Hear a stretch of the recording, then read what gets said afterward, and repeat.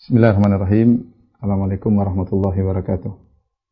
Ikhwan akhwat yang dirahmati Allah Subhanahu wa taala, dalam surat Al-Isra ayat 59, "Wa ma nursilu bil ayati illa takhwifa." Dan tidaklah kami menampakkan ayat-ayat kami kecuali untuk memberi rasa takut pada manusia. Ayat ini diperselisihkan oleh para ulama tentang apa maksud ayat-ayat dalam Al-Quran ini yang menimbulkan rasa takut bagi manusia. Ada yang mengatakan maksudnya adalah mukjizat-mukjizat yang Allah berikan kepada para nabi sehingga menimbulkan ketakutan bagi umatnya, orang-orang yang menyelisihinya. Ada yang mengatakan maksudnya adalah bencana-bencana alam yang Allah timpakan kepada manusia, ya.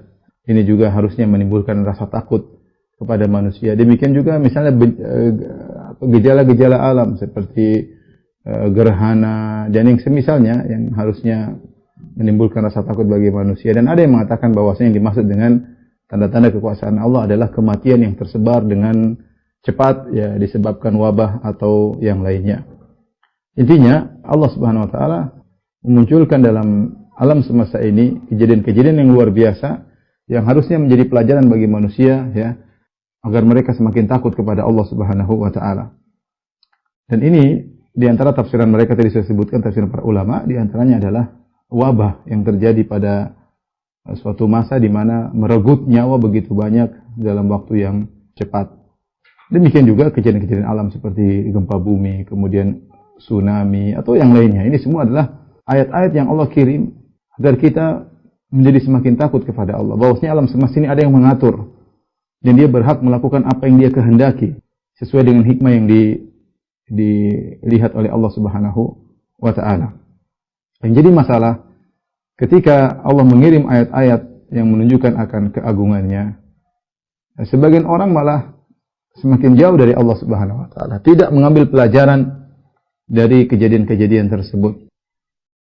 Makanya ketika Allah Subhanahu wa taala menenggelamkan Firaun, ya, kata Allah Subhanahu wa taala, hatta idza adrakahul gharaqu qala amantu annahu la ilaha illalladzi amana bihi banu Israil wa ana minal muslimin al'ana wa qad asaita qablu wa kunta minal mufsidin falyawma nunajjika bi badanika litakuna liman khalfaka ayah wa inna katsiran minan nasi an ayatina laghafilun. Kata Allah Subhanahu wa taala tentang Firaun setelah Allah tenggelamkan, kata Allah, falyawma nunajjika bi badanika. Pada hari ini kami selamatkan jasadmu wahai Firaun, ya, untuk ditampakkan kepada manusia. Inilah orang yang pernah sombong dan angkuh, maka kesudahannya adalah kematian, tewas dengan ombak yang besar, ya, dengan ditenggelamkan dalam Laut Merah. Allah selamatkan jasadnya sebagai tanda bukti kekuasaan Allah agar orang-orang setelahnya takut dengan kemaksiatan yang mereka lakukan. Tapi apa kata Allah? Wa inna katsiran minan nasi an ayatina laghafilun. Tapi banyak orang lalai daripada tanda-tanda yang kami kirimkan kepada mereka. Jadi ini terjadi. Allah berikan tanda-tanda kekuasaannya Allah. Ada gempa bumi, ada tsunami, ada kelaparan, ada jatuhnya perekonomian, ada wabah, ada pandemi. Tapi sebagian orang biasa-biasa saja, ya, masih lanjut dengan maksiatnya, hanya ketakutan sebentar, kemudian tidak kembali kepada Tuhan. Hanya ketakutan secara duniawi, ya, tidak sadar. Dan terus tenggelam dalam kemaksiatan yang mereka lakukan, ya, terus membangkang terhadap perintah Allah, tetap meninggalkan sholat, tetap praktek riba, tetap tidak berjilbab, tetap saja biasa saja, sudah dianggap gejala alam biasa, dianggap gejala alam biasa. Padahal Allah kirimkan itu semua untuk takhwifa. Wa man nursilu bil ayati ila takhwifa. Kami tidak kirim itu semua kecuali untuk memberi rasa takut kepada manusia. Dan Allah Subhanahu wa taala telah singgung dalam beberapa ayat tentang model manusia seperti ini. Kata Allah Subhanahu wa taala, walaqad arsalna ila umamin min qablika fa akhadnahum bil ba'sa'i wad-dharra'i la'allahum yatadarra'un. Sungguh kami telah utus kepada umat-umat sebelum engkau, ya, para rasul. Fa akhadnahum bil ba'sa, maka kami menimpakan kepada mereka penderitaan, wad-dharra, kemelaratan, la'allahum yatadarra'un, semoga mereka tunduk kepada Allah ketika ditimpa dengan musibah-musibah tersebut. Falaula idz ja'ahum ba'suna tadarra'u. Seharusnya ketika mereka ditimpa dengan penderitaan, harusnya mereka tunduk kepada Allah Subhanahu wa taala. Walakin qasat qulubuhum, tetapi ternyata sudah diberikan tanda-tanda, teguran-teguran, qasat qulubuhum, tapi hati mereka keras. Wa zayyana lahumu syaitanu ma kanu ya'malun, dan syaitan menghiasi maksiat yang mereka kerjakan. Falamma nasu ma dzukiru bihi, tatkala mereka melupakan apa yang mereka diperingatkan, fatahna alaihim abwaaba kulli syai', kami bukakan bagi mereka kenikmatan-kenikmatan dunia, ya.